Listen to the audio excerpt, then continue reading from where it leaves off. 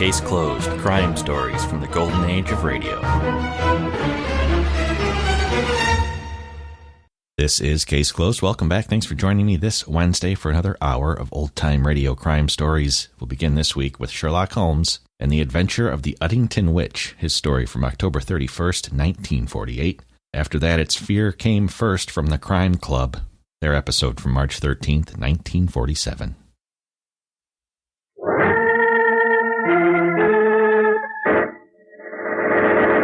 From New York City, the makers of Clipper Craft Clothes for Men and more than 1,200 leading retail stores from coast to coast present that immortal character created by Sir Arthur Conan Doyle, the world's most famous detective, Sherlock Holmes, starring John Stanley.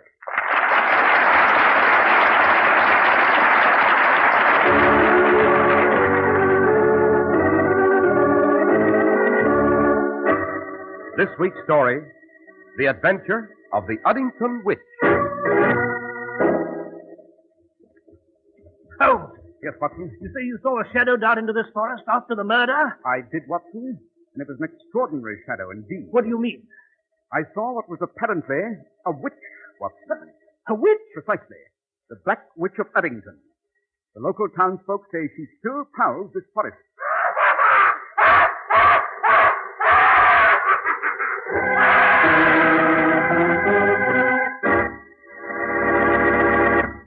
Well, good evening, Dr. Watson. Good evening, Mr. Harris. And what adventure are you working on tonight, Doctor? One of the strangest and weirdest in my memoir. Holmes and I always referred to it as The Adventure of the Uddington Witch. The Adventure of the Uddington Witch. Sounds like something to raise the goosebumps. Indeed it is, Mr. Harris. But first, Mr. Harris, I know you have something to say about Clippercraft clothes. Indeed I do. The day you wear your new Clippercraft suit for the first time, your friends are likely to wonder whether you came into an unexpected fortune. Your suit will fit as perfectly and feel as comfortable as if it were custom made. The rich-looking fabrics will give you long, dependable service. If your admiring friends wonder about your Clippercraft suit costing only $40 or $45, suggest that they drop into the independent store in your community that sells Clippercraft. This store is one of more than 1,200 of America's finest stores from coast to coast that combine their enormous purchasing power to keep your dollar from losing weight. That's why Clippercraft can offer you beautifully tailored worsted suits at an unbelievably low $45.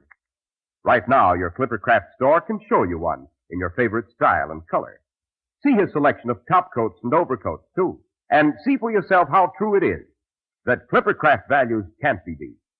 Compare Clippercraft with clothes selling for many dollars more.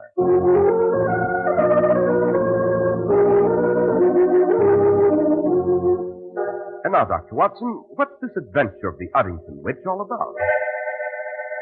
Well, Mr. Harris, it took place in '99, as I recall. Holmes and I were taking our ease at Baker Street one evening when we received an urgent and certainly a bizarre telegram. It came from Uddington, a town in the Shire of Lanark, in the lowlands of Scotland. It was from a Lord Dunbar, master of Heathercliff Manor. It begged Holmes to come to the manor with all possible speed, stating that a witch had spirited away his mother in the dark of night. A witch? Exactly, Mr. Harris. A witch. Naturally, Holmes's curiosity was immediately aroused, and we resolved to take the noon train the following day. But little did we know, as we read the telegram, that tragic events were already in the making at Uddington on that very same evening. It began with Lord Dunbar in his study. Who's there? Who's there? Ruth? Hester? Why in blazes don't you answer? I locked my door. Someone has to disturb me. Well, what do you... You! I, Lord Dunbar, I! The Black Witch of Uddington! I come to bring me the death on the witch's supper! No!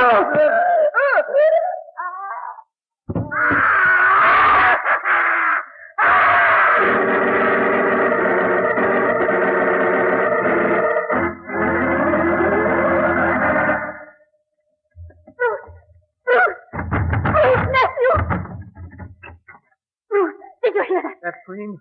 Yes, I was in bed when it came. Positively ghastly, too. Seemed to come from Uncle Andrew's study. Oh, yes, Bruce. Please hurry. Something's wrong. Terribly wrong. Come on, Aunt Husker. Let's have a look. Here's the study. Uncle Andrew! Uncle Andrew! Oh, Bruce, there's no answer. Then we'd better look in. The door's open. Right. Good God. The witch's revenge. Andrew! Andrew! Oh!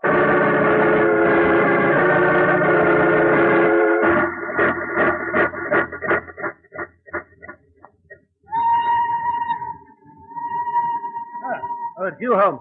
I was wondering when you were coming back to the compartment. Our train is due in Uddington very shortly. Unfortunately, my dear Watson, we're too late to help Lord Dunbar. Too late? What do you mean? I've just seen a copy of a Newcastle newspaper brought aboard at the last station. Lord Dunbar was murdered early this morning. What? Foully murdered, Watson. Found dead in his study with a steel spike driven through his heart. A spike? Good Lord. Does this method of murder suggest anything to you, Watson? Why, no, Holmes. I can't say it does. And you're not up on your lore of demons and witches, my dear fellow. It so happens that the witches, as recently as 200 years ago, were believed to have tortured and stabbed their victims with pins, needles, and sometimes small spikes. Good heavens. It may also interest you to know, Watson, that the history of Lord Dunbar's antecedents gives this macabre affair a rather grim and yet fascinating twist. What do you mean? An ancestor of Lord Dunbar's in the late 17th century was one of witchdom's most mortal enemies. As Chief Justice of the highest court here in the Scottish Lowlands, he hanged many a witch at Gallowlee, or tied them to a stake on the sands until the tide came up to end their misery. Holmes, you're not suggesting that this is some kind of witch's revenge? I'm suggesting nothing, Watson, until I have a look at Heathercliff Manor and its remaining inhabitants.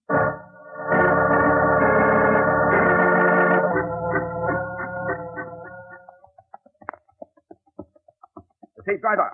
Aye, sir. When shall we arrive at Heathercliff Manor? If you look sharp yonder, you'll see the lights of the accursed house, just beyond that wood. You think it has some sort of curse there? Aye, as sure as my name is Angus Tavish. It's surely haunted by the Black Ones. You see that wood now? Yes. What about it, Tavish?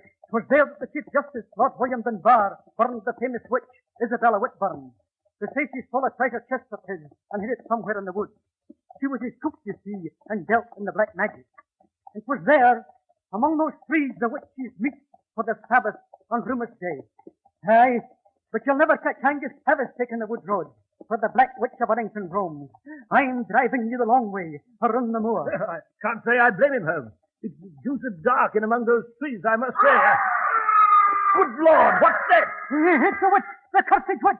She's screaming and carrying on again. Tavish, quick, drive us through the wood road. No, sir. There's no a time. private in it for you if you do. I wouldn't take that road even if you gave me the treasure chest, the Black Witch falling buried there.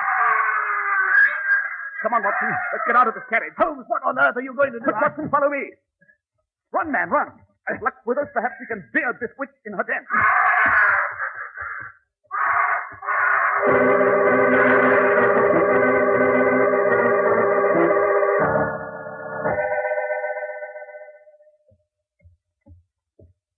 Who's that? Who's there? Halt, do you hear? Watson! You fool. Oh, it's you, Holmes. Yes, and you almost winged me with that revolver of Oh, yours. my dear fellow, dash it all, I'm sorry. The truth is, I'm in a terrible sweat. I've been running through this foul wood, expecting every shadow under every tree to lead to the attack. Heard any more of that screaming and cackling, Watson? Oh, that confounded witch must have retired for the night, Holmes. Strange. Very strange. We covered every foot of this wood. It's only a few hundred feet in every direction, yet no sign of our cackling friend. Well, I might say, Holmes, I'd be just as happy if I never see it. Even the Black Witch of Uddington, with all her magical powers, couldn't vanish into thin air so fast. And that maniacal cackling seemed to come from this grove of oak trees here. Well, I'd say it came from Hades, Holmes. The deuce, it sounds as though she were being tortured and burned at some stake. Yes, a terrifying effect, Watson, and well calculated to keep the curious away. Come, Watson. Where to now, Holmes? Suppose we go to the house and meet its occupant.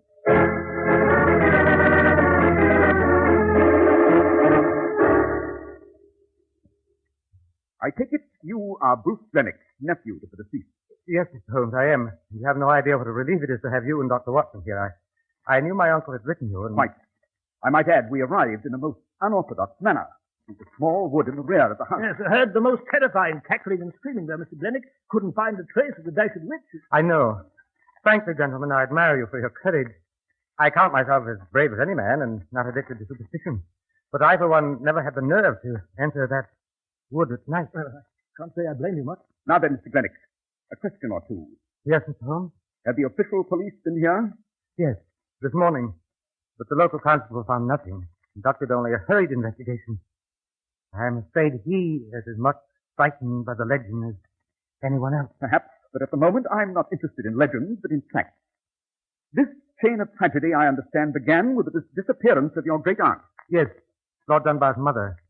She disappeared from her room a few nights ago, and we've heard nothing of her since. You think, then, that she was taken by this Black Witch of Uddington? I don't know, Mr. Holmes. She might have just wandered off. My great Aunt Emily, well, she was, so to say, somewhat eccentric. In what way, Mr. Glennick?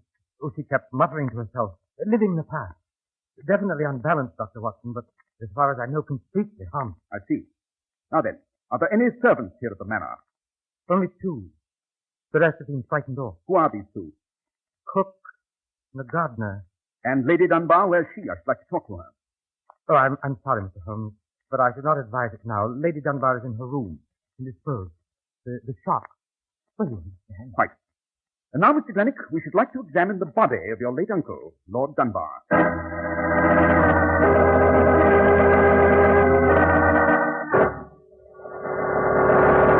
Good Lord, Holmes. What a ghastly sight. No wonder young Glennick excused himself the moment he showed us to the study here. A sharp spike driven directly into Lord Dunbar's heart. Yes. And with considerable strength, I might add, Watson. Hello, what's this? What's what, Holmes? There seems to be some fresh soil on the lower part of this fatal spike. Fresh soil? Quite. And observe, Watson, the peculiar shape of this spike. Long and narrow. And the remnant of a bit of string attached to the spike head. Well, I can't say I consider all this significant, Holmes. You know, Oh, come in. And Mary Whitburn, the cook. Yes? Mr. Glennick roused me from my bed to prepare a hot supper for you. You'll find it in the dining room when you've a mind to eat it. Thank you, Mary. We'll be along presently. As you wish, sir. Rather a peculiar coincidence, don't you think, Watson? You mean Holmes? I mean, this cook, Mary Whitburn, bears the same family name as the Isabella Whitburn, the Black Witch of Uddington. By Jove, Holmes, you're right. A remarkably ugly woman, too, with that mole on her cheek. Ah, yes, Watson, that mole on her cheek. Another peculiar coincidence. What do you mean?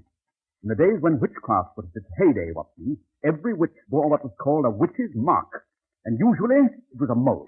Holmes, you mean this cook, Mary Whitburn, might be the It's a bit too early to draw any conclusion as yet, my dear Watson. But come, let's have a look at the garden. The garden? What for? I should like to examine the flower bed.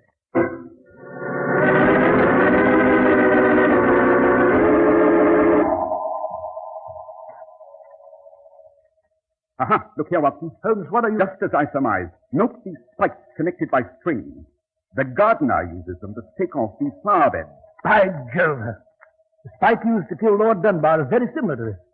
And it had fresh soil on it. Precisely, my dear Watson. The murder spike was undoubtedly taken from the garden. Perhaps we should have a talk with the gardener here at our earliest opportunity. Holmes, good Lord, what? A scream, Watson, and it came from the house this time. It sounded like a creature in torment. Holmes, look on the second floor of the house. The light's just gone out in that corner room there. Quick, Watson, follow me to the house. I'm afraid the Black Witch of Uddington has struck again.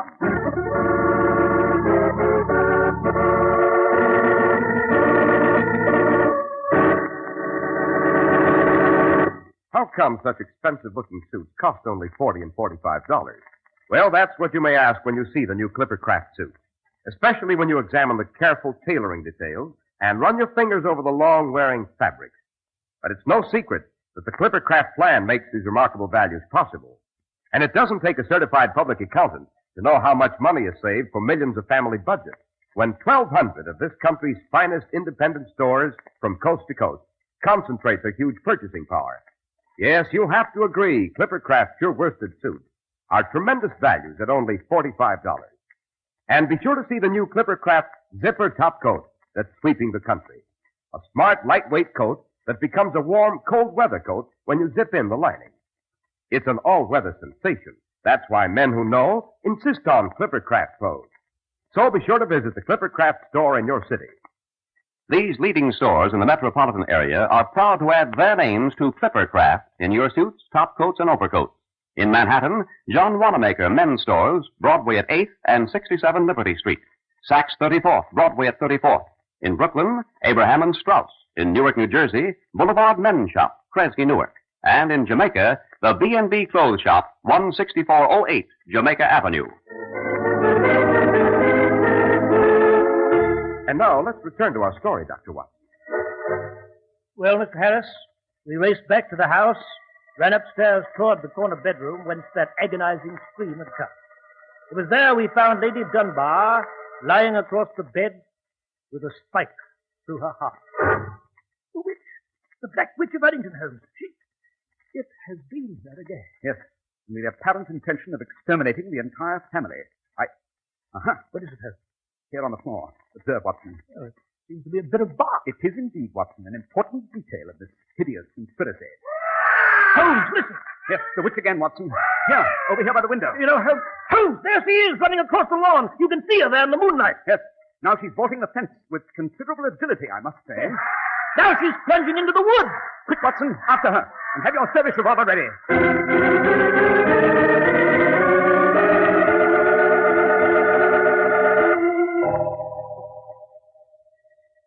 By Jove, I don't understand this. Watson, you don't understand what? Why, we followed that infernal creature into this grove of trees. We scoured every foot of it. And yet she's vanished again. Yes. Holmes, you're not even listening to me. What the deuce are you staring at? That large oak tree, Watson. A magnificent specimen, is it not? Note the huge trunk split toward its base. Obviously a dead tree struck by lightning many years ago. Oh, dash it, Holmes. I'm not interested in botany at this moment. My feet are soaked from the night dew on this blasted underbrush here. And furthermore, we've got some sort of black witch to contend with. Exactly, Watson. Suppose we drop in at the gardener's cottage on our way back to the manor. I trust you observed it was situated on the very edge of this wood.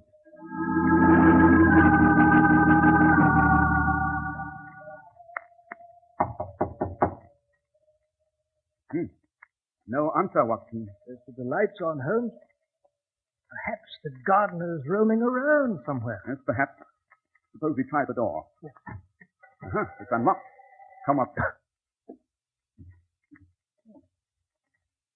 Everything seems to be quite in order here, Holmes. Yes, quite. Someone's coming. Yes. I fear we're in the rather embarrassing position of being intruders, Watson. What are you doing in my cottage? You are the gardener, I presume? Aye, I'm Macready, and I've no stomach for strangers coming into my house. Who be you? My name is Holmes. Sherlock Holmes. This is Dr. Watson. we just found the light on, and the door was unlocked, and so we... Aye, the cook told me you'd come on this witch's night. She's an accursed house, and you'd best be off when she comes. We are grateful for your advice, Macready, but we are not ready to depart as yet. I presume you know that Lady Dunbar has been murdered. Aye, and the old lady, and her son, Lord Dunbar, before her. And the end is not yet, Mark Mac... What is it, Mr. Holmes? Why do you stare at my coat so steady? I note that there's a small blood stain on your left sleeve, my dear Macready. Yes? I trust you can explain it to our mutual satisfaction. Why, yes.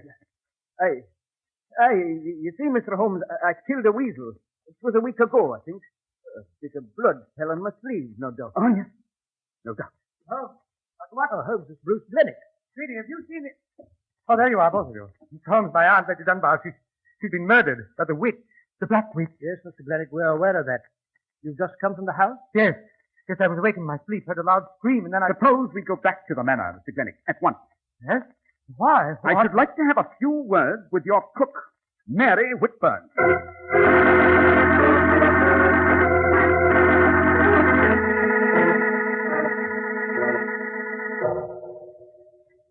Young Glennick told us the cook's room was down this corridor, Holmes. Yes, Watson. A very interesting young fellow, Bruce Lennox. We should do something about his tailor. Yes, his tailor? David Holmes, what are you talking about?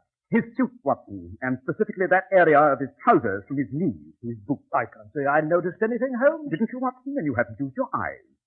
The rest of his suit was well creased, but that area was out of crease, unpressed. Well, what of it? Logic, Watson, logic. The most important indication of... Hello, here's Mary Whitburn's room.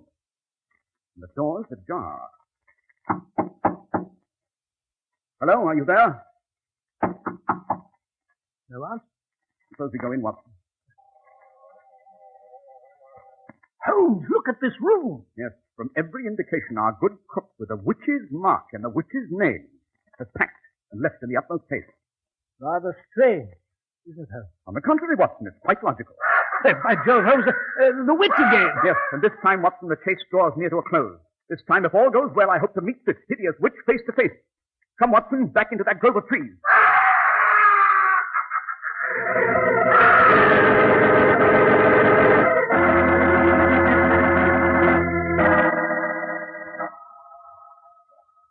Holmes, that infernal cackling has stopped. It has indeed. But the moon has emerged, and we shall be able to see. Huh. Here we are. Here's that giant oak tree again, Watson, the one killed by lightning. What about it? The lightning split it at the trunk. Note this aperture here. I still don't see why you're so interested in this confounded oak tree. Patience, Watson, patience. I'm willing to wager this tree trunk is hollow. If you'll put your hand through the aperture and tell me... Oh, very well, Holmes, I'll do that. You know, but all this is rather silly. Holmes. What is it, Watson? I felt something. Well? Speak up, man. What? It's something cold. It's soft. Like a human body? One side, Watson. Let me look into that trunk. Uh-huh. There is a body stuffed into this tree trunk, Watson. Good Lord. The body of a woman, an old woman, and undoubtedly the lady, elder Lady Dunbar, Lord Dunbar's mother, and first victim of the Black Witch of Uddington. You know, Holmes, this is diabolical. Devilish. Yes, Watson, we're dealing with a highly distorted and cruelly twisted mentality here. Watson. Yes, Holmes? Note the way the roots of this tree are curled upwards and the earth upturned. Yes, but... I'm willing to wager that when the lightning struck this oak, it created a natural cavity under the base of the tree. Holmes, what are you driving at? The final answer to this weird adventure. Come, Watson, we'll go back to the gardener's cottage and get an axe. And in a very short time, this great oak should reveal its secret.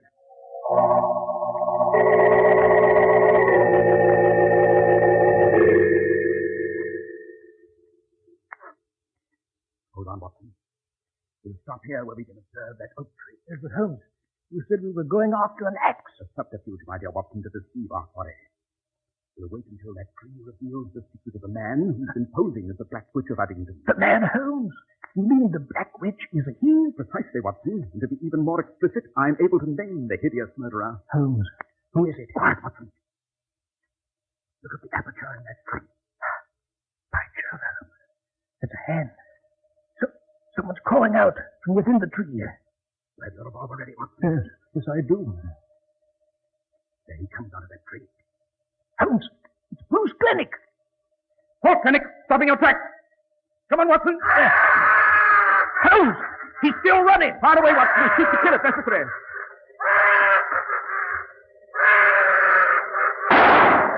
Good shot, Watson. You winged him in the leg.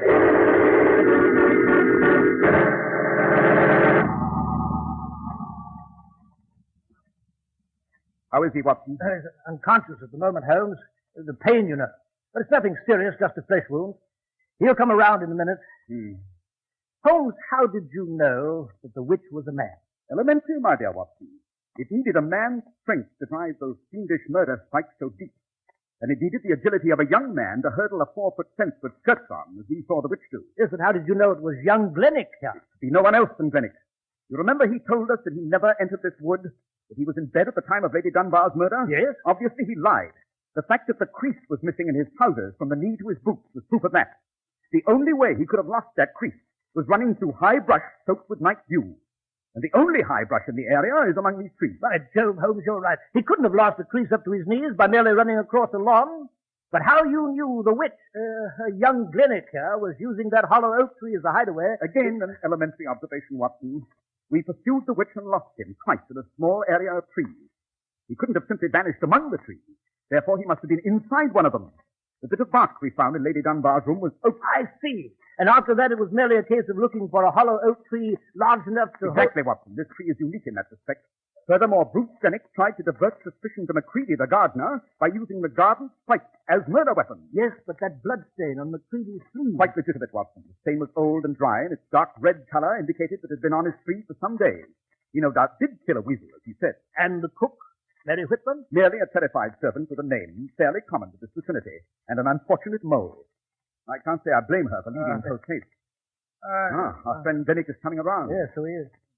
Holmes, why should young Glenick murder the members of his family, one by one? I think we may find the answer to that, my dear Watson, when we execute our original errand and chop down that accursed oak tree.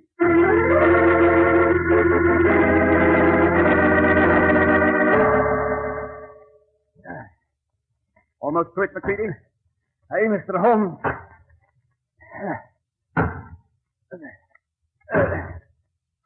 There she goes.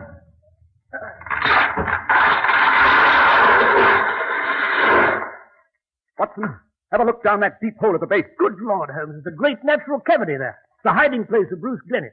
There's the witch's costume that he used. Exactly. Glenick had merely to enter the hollow tree trunk and slide down to the natural cavern formed by the upturned roof below. Holmes, look, there's an old chest down there with a cover raised.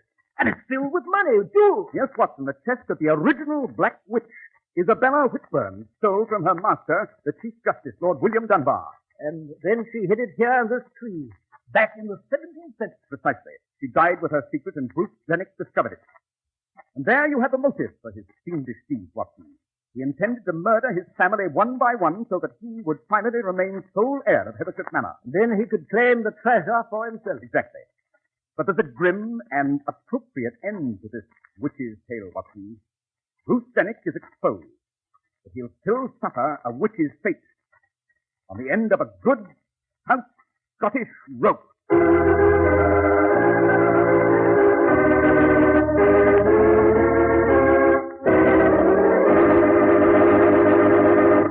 Well, Dr. Watson, that was an exciting adventure.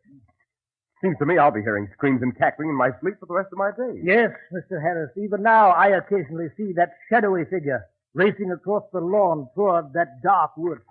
I must say, however, that the case left no after effects on Holmes. He had the ready faculty of forgetting one adventure and plunging immediately into another. And what is next week's story, Dr. Watson? It's called The Logic of Murder, and it concerns an expert on evasions of the law and a grotesque new theory developed by a gentleman who had performed 6,000 autopsies. So, Dr. Watson, we'll be waiting eagerly to hear your adventure with Mr. Holmes about the logic of murder.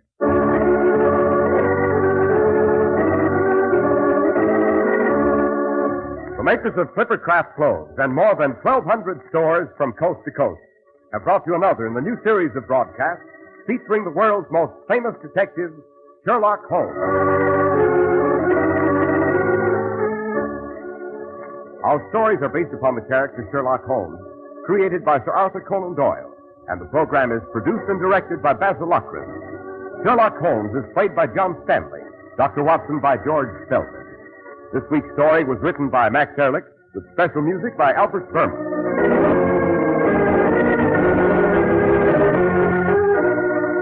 If you don't know your Clippercraft dealer, write Clippercraft, 200 Fifth Avenue, New York City.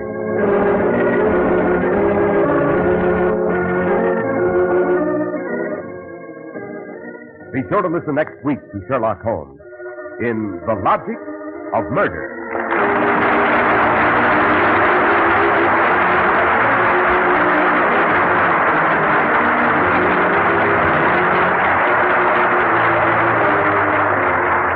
This is Cy Harris speaking for Clippercraft Clothes. This is the Mutual Broadcasting System.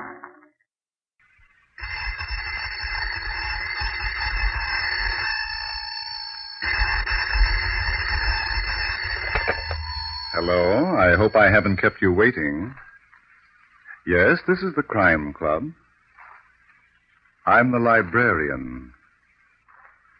Fear came first. Yes, we have that Crime Club story for you. Come right over.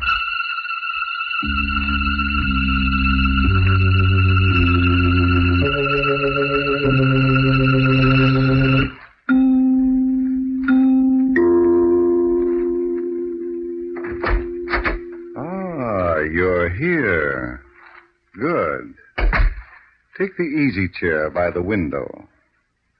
Comfortable? The book is on this shelf. Here it is. Fear Came First by Vera Kelsey. The very intriguing story of a house that was divided by fear until united by death. Let's look at it under the reading lamp. Madrona Place was the real estate empire that Grandfather Wales had built and died building. A square mile of rolling fields and woodland and lakes. And yes, a huge gray house, the Manor House, the gloomy headquarters of death. It was at this house that Thor Satterland arrived one blustering evening in March.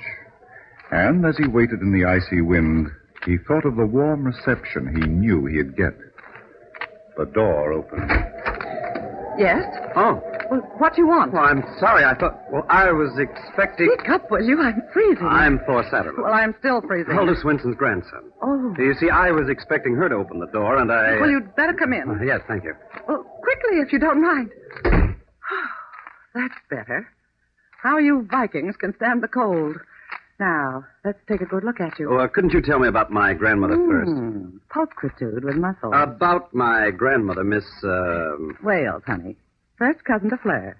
But you can call me. Who's that, Eileen? A man, Beulah, and he belongs. Hulda's grandson. What? Yes. Wouldn't you like to meet him? Thank you. I have other things to do. Isn't she charming, Thor? My aunt, by marriage. An outsider who married a son of the late Grandfather Wales. Late? Oh, didn't you know?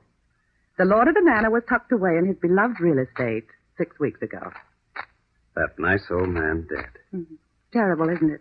And he was only 87. I'm going to look for my grandmother. Don't lose your wind doing it. What? She's dead, too. No. 3 days ago. We buried her this morning. But she... Well, only last week. Where's Fleur Wales? You can take my word for it. I want Fleur. All right. She's upstairs in her room. Do you know anything about this place? Yes. Then you ought to know where the living room is. Wait there. I'll tell her you dropped in like the handsome plague.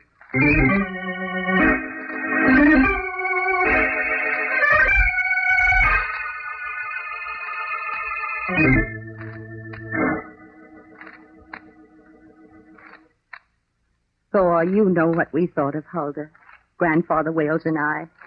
She was more than a housekeeper to us. She was the mainstay of this house. Yes, I know that, Fleur. Everything revolved around her. I had no mother or father except for Hulda. And then... Please.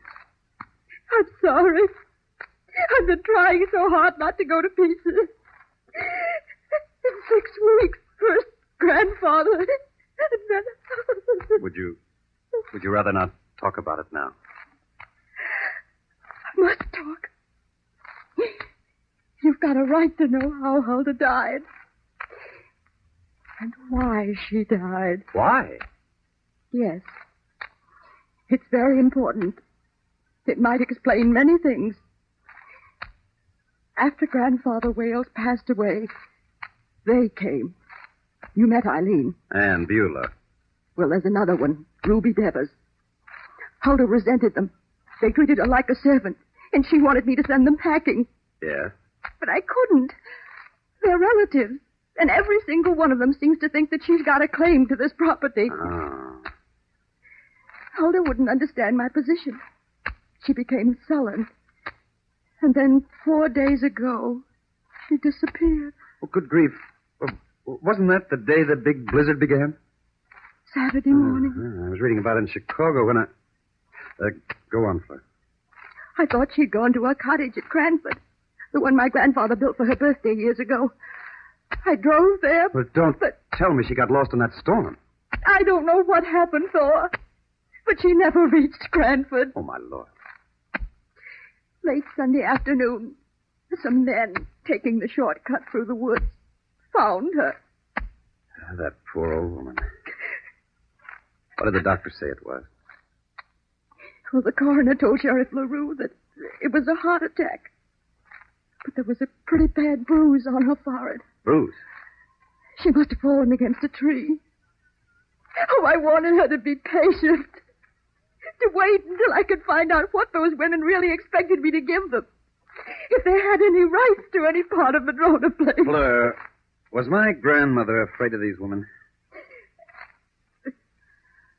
Afraid? It's just an idea. Would you know? I'd say that she wasn't. Or she didn't seem to be. Well, how about you? Are you afraid of them? I don't know. There's nothing they can take away from me. This property is mine. Grandfather Wales left it to me in his will. But Yes? in the event of my death, it goes to them in equal shares. Then you are afraid. All right. Are you going? Yes, I left my luggage at the bus stop in Laketon. Then you're coming back. Well, I don't have to see Chicago again for a week. Good. I'll drive you to Laketon. No, I want to take that shortcut through the woods. Now? In the dark? Don't worry. I'm not going to have any heart attack. Just leave the front door unlocked. I might be a little late.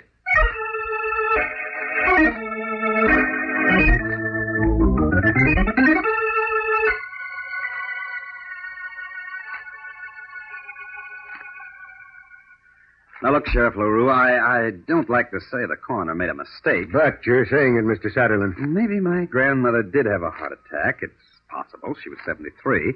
But that bruise on her forehead... What are you trying to do, make out a case of murder? Well, I'm just wondering about it, that's all. You got any reasons for wondering? Yes. She gave 50 years of her life to Madrona Place. She was nurse and housekeeper to the old man. She kept him alive. You don't have to tell me, Mr. Satterland. He was even too sick to walk. And you know what she did when Fleur's father and mother were killed. Yeah, a couple of months after the girl was born. She brought her up like her own child. She wouldn't have left her. But she did. I don't believe it. That ain't evidence, Mr. Satterland. No? Well, then, maybe this is. Huh? What's that? A letter I received from my grandmother 2 weeks ago. Yeah, read it. Okay. Things is very bad here at Madrona Place. I do not think I know what to do. You come and I will tell you what I see and what I know. Come right away. It is... What's this word? Dangerous. Yeah. Did you answer this letter? A week ago. Huh?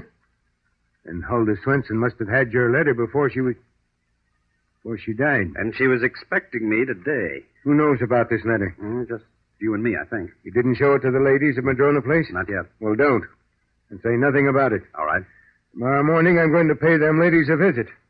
Maybe I'll find out which one of them knows more than the book says she ought to.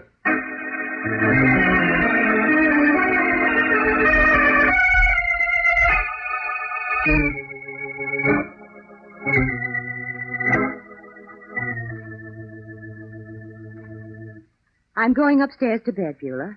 Good night, Eileen. But, Fleur, aren't you going to wait up for our handsome Viking? The housekeeper's grandson. An ex-housekeeper's grandson, Beulah. The class distinction was buried this morning. Eileen. Sorry if I've spoken disrespectfully about your sacred cow. But Thor, the god of thunder and lightning, what of all holla I could make with that guy? Good night. Fleur, what is it, Beulah? Look into Ruby's room, please. She went to bed with a sick headache. She might want something. You can do that yourself if you like. I've had enough of all of you. Well, one word about her precious Huldah. Oh, it isn't that, Eileen. Oh, no? It's that man, Thor Sutherland. Since he came here tonight... She's been full of vitamins and very difficult. Why do you suppose she sent for him? I don't know. Did she send for him? Of course. She means to get rid of us. How? Oh, leave it to her. She'll find a way. Nobody can get rid of us, Beulah. We go with the land, like topsoil. I don't trust her, Eileen. You don't trust anyone, including Ruby and me. What? But that's all right. I don't trust you or Ruby either. Any day I expect to look in the mirror and find a knife in my back. How can you say that? I open my mouth and out it comes. Very well, if that's all you think of me. Oh, Beulah, let's not get sentimental. I'm thinking of my future, our future. We'll never make any progress until we learn to trust each other. And all this because a man came to the house.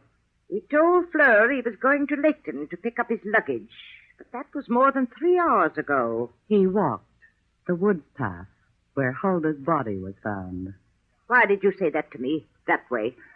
You're worried about something, aren't you? Oh, I don't want strangers meddling in our business. And that man... Is that all? He should have been back 2 hours ago. Beulah, you fascinate me.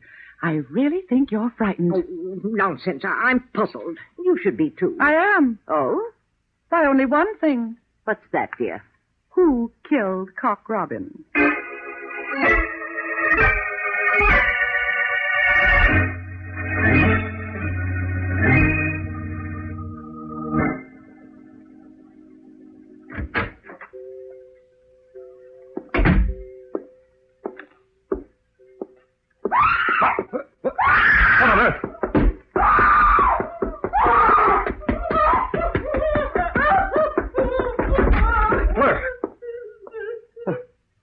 What's the matter?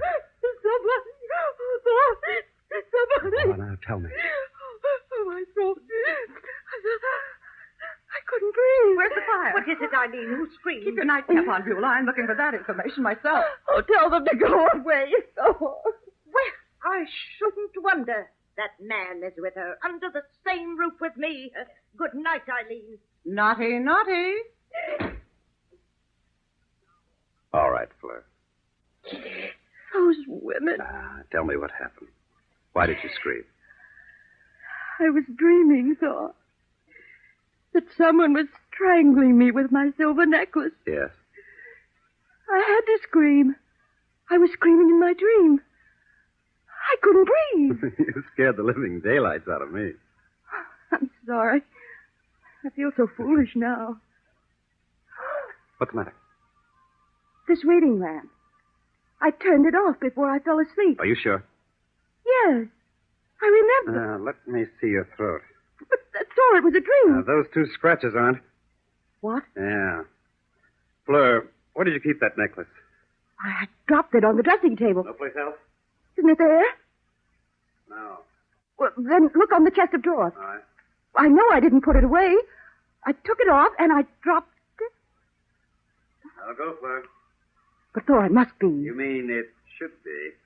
You weren't dreaming, Fleur. Somebody tried to kill you. Oh, no. When you started to scream, she got scared and ran out with a necklace. Who? I'm going to ask Sheriff LaRue to answer that question tomorrow. Just keep your door locked tonight.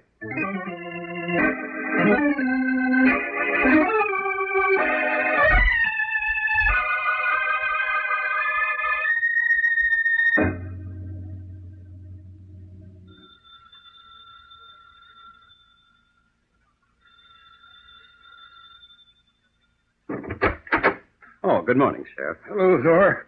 Oh, I got frost in my bones. The ladies up yet? They're in the dining room. Good. Yeah, take off your coat. No, thanks. I ain't staying any longer than I have to. Well, suit yourself. Always do. Well, good morning, ladies. Well, Sheriff LaRue, we're just having breakfast. Would you like to drop into a cup of coffee? Eileen, please. Beulah, my dried-up conscience. Where's the other one, Fleur? The other one? He means Ruby, darling. She's still sleeping, Sheriff. Somebody wake her up and get her down here. Why, Sheriff? I want everybody present, Fleur. I changed my idea about the way Huldah Swenson died. I got evidence it might have been murder. Murder? But what evidence, Sheriff? Beulah, don't you know it's the law that asks all the questions? Eileen, when I want advice from That's you... all right, ma'am. You better go upstairs and get Ruby, Miss Eileen. I like you less every time you open your mouth. Now, see here, you bundled-up Mackinaw. Go ahead. I've got a jail with vacancies. Well, since you put it so nicely. All right, now. But Sheriff LaRue, why should anyone want to kill Huldah? Because she had information. Detrimental to Fleur, of course. Now, wait a minute, Beulah. You're going to say that she killed my grandmother. Young man, I had rather you wouldn't speak to me after what I saw last night. What's that? He and... Oh, it was too disgraceful. Now, look, ma'am. I'm not going to talk about it, Sheriff. They can tell you if they want to. I've got something else to explain. Yeah. I suppose you've been wondering what Eileen and Ruby and I have been doing in this house. Sort of. Well, we've been trying to reestablish our claim to this property. Huh? What about it, Fleur? I don't know. Grandfather Wales left Madrona Place to me. It's in his will. Then they arrived with notions. Don't believe her. The 3 of us are not crazy. Oh, please, I didn't say you were. But nothing has ever been said to me about any of you. I'm willing to let you prove your claims. I haven't tried to stop you. No, you haven't. I let you examine my grandfather's papers, his files. I've exposed the entire house to you. I could have put you out any time I wanted, but I didn't. I didn't even suggest it, did I, Beulah? Oh, well, you were not doing it out of kindness, Fleur. No. I wanted to be fair with you and the others. Huldah didn't agree with me, and she's dead. And last night, one of you tried to kill me. What? She's lying, Sheriff, with my silver necklace while I was sleeping.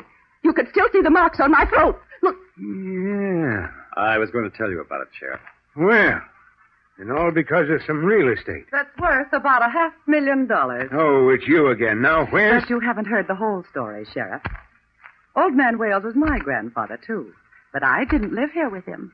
I couldn't spin his top when it came to making a will.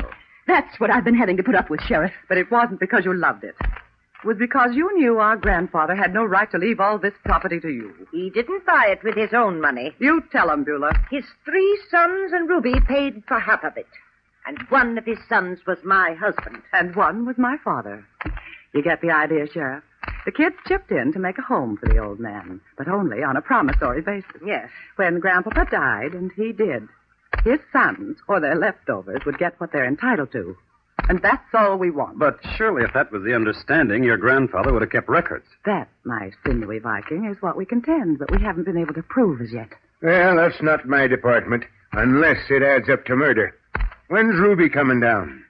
She isn't. Now, see here, you tell her... You tell her. I don't know where she is. Why? She's vamoosed.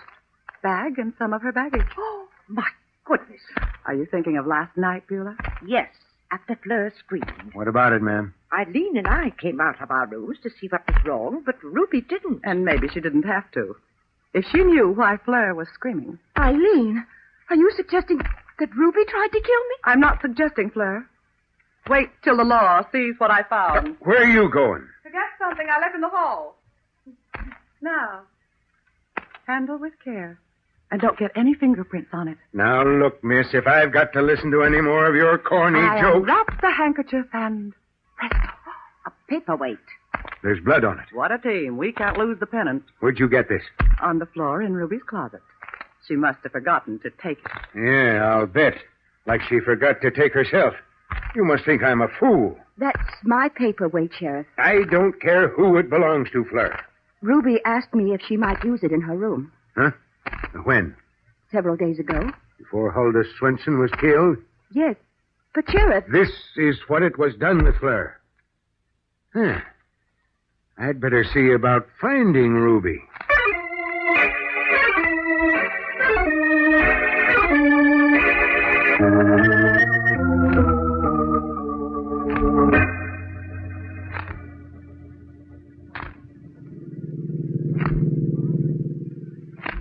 But, Thor, why must we go to Cranford? I told you, Fleur, I want to see my grandmother's cottage. Yes, but why? Well, Ruby disappeared. She killed my grandmother, tried to kill you. Do you think she's hiding there? I don't know of a better place. Wouldn't it be slightly ridiculous?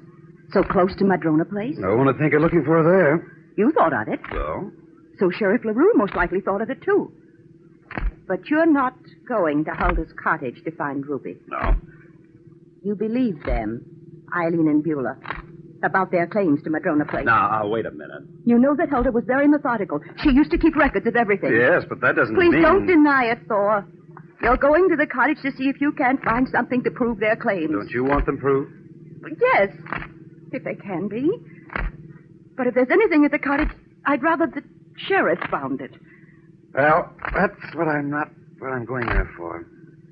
Oh? My grandmother was crazy about keeping diaries.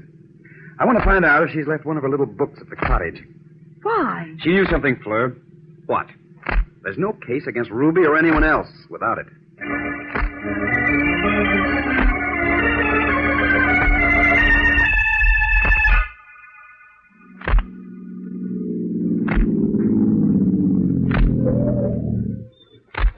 Come on, Fleur.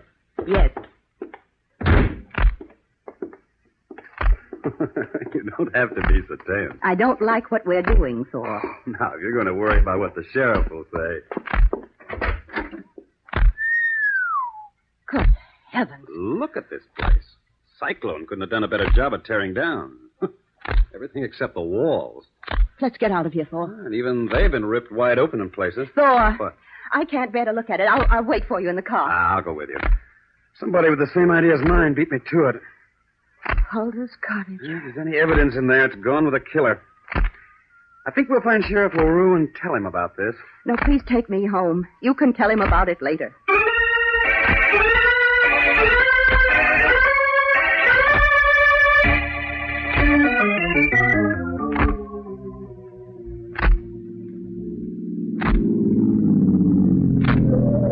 Thor, those men. What are they doing on my property? Oh, I don't... there's Sheriff LaRue. Let's ask him. Sheriff! Sheriff LaRue! Huh? Oh. What's happening? Well, what are those men doing? What are they looking for? No, there's nothing to get excited about, Fleur. Those are some of my boys and some boys from the DA's office. Where you been? Cranford. My grandmother's cottage. Oh, yeah. Pretty messy, ain't it? Oh, you've been there? Not me. I sent one of my boys. He gave me a first-hand report. But those men, Sheriff, what are they looking for? Ruby Devers. What? Sheriff. It's just a hunch, kiddies. I've got an idea she never left this property. I don't get it. Very simple. This is sparsely populated country. Once the people in these parts see a face, they never forget it. And nobody I talked to seen Ruby Devers' face today. But, Sheriff, that doesn't mean she's... It could, Mr. Sutherland. There's only a couple of places that lady could have gone to. One of them's the woods. She wouldn't have a chance in there against this kind of cold. Well, what about Lakes and the bus stop? Well, she didn't get there, son. How do you know? The man at the station told me. He knows everybody that lives in this neck of the woods, even if they're only visiting. And he's seen no Ruby Devers. Hey, Sheriff. Huh? You better come here. I think we found something. Okay, be right there. Oh. Now, you take Fleur into the house, Mr. Sutherland. I'll be along as soon as I've got something to tell you.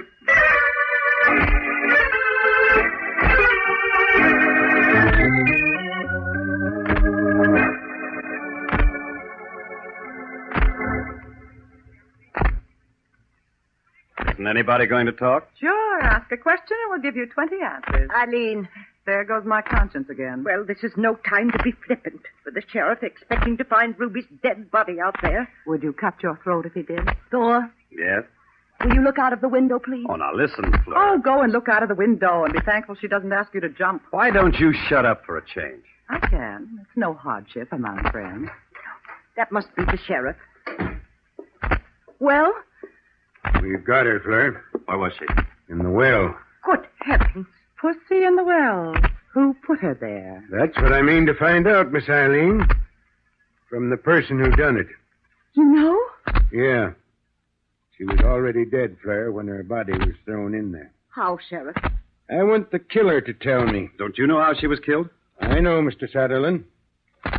Well, does anybody want to talk to me alone? Would it help if I say I've known the killer since early this morning? What are you talking about, Sheriff? I knew Ruby Devers didn't kill Hulda Swinson. What? I think you're bluffing. Why didn't you make an arrest? I wasn't ready, Miss Eileen. Ruby had to be found first. Are you ready now? Mm-hmm. Then make it, why don't you? Yeah. So am I going to have to do all the talking? Well, if you want a prisoner. How about it, Fleur? I don't know, Sheriff. Is this your silver necklace? The one you were choked with last night? Yes. Where did you find it? The diver found it. In the well. Oh. It was used to kill Ruby Devers. One of them? No, Mr. Sutherland.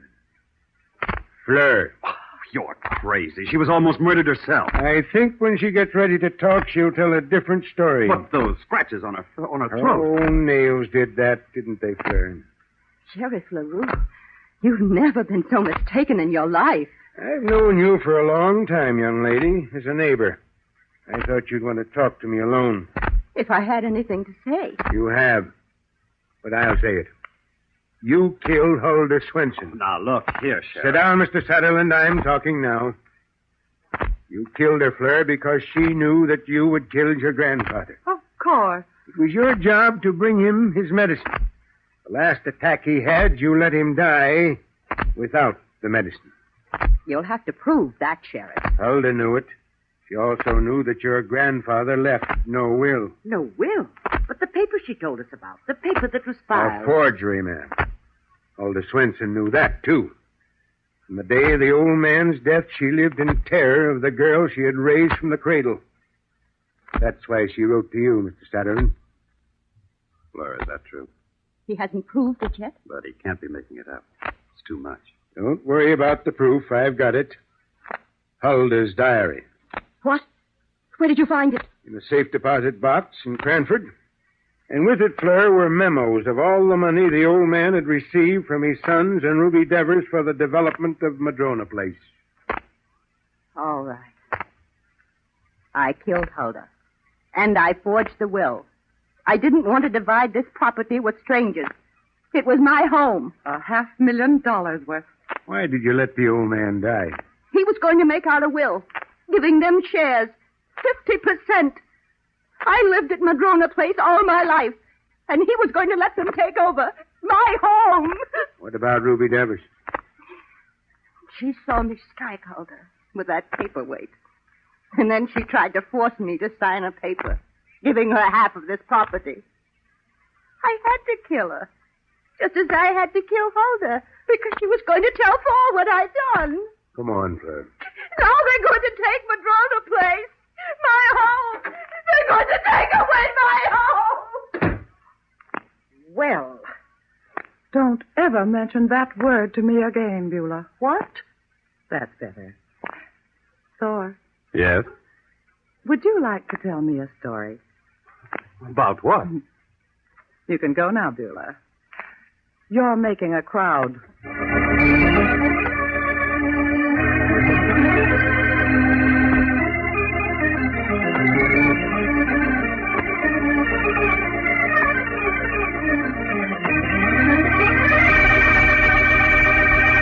And so closes tonight's Crime Club book, Fear Came First, based on a story by Vera Kelsey.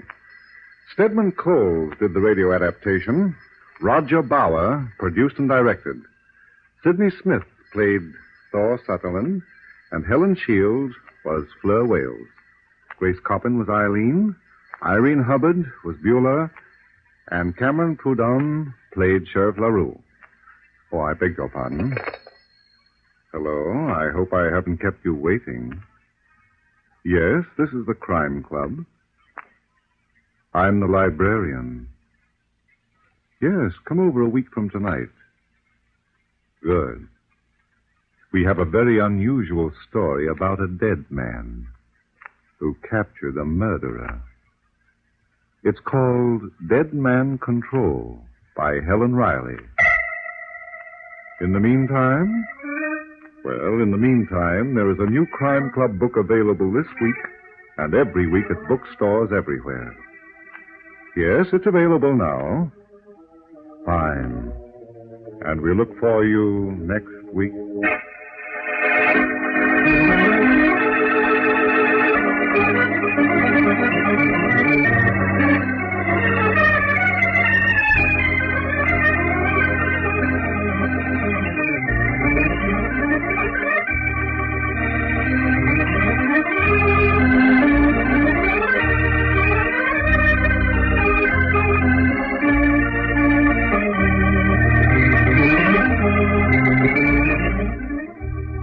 This program came from New York.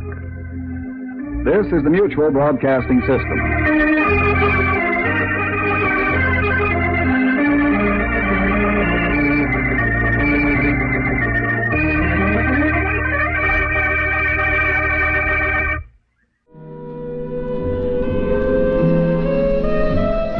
That's going to do it for Case Closed for this week. You can find more from Sherlock Holmes, Crime Club, past episodes of Case Closed, and all the other Relic Radio podcasts at the website. Where else? RelicRadio.com. You'll also find our Shoutcast stream there and our donate button if you'd like to help support this and all of the shows, help keep them coming to you every week.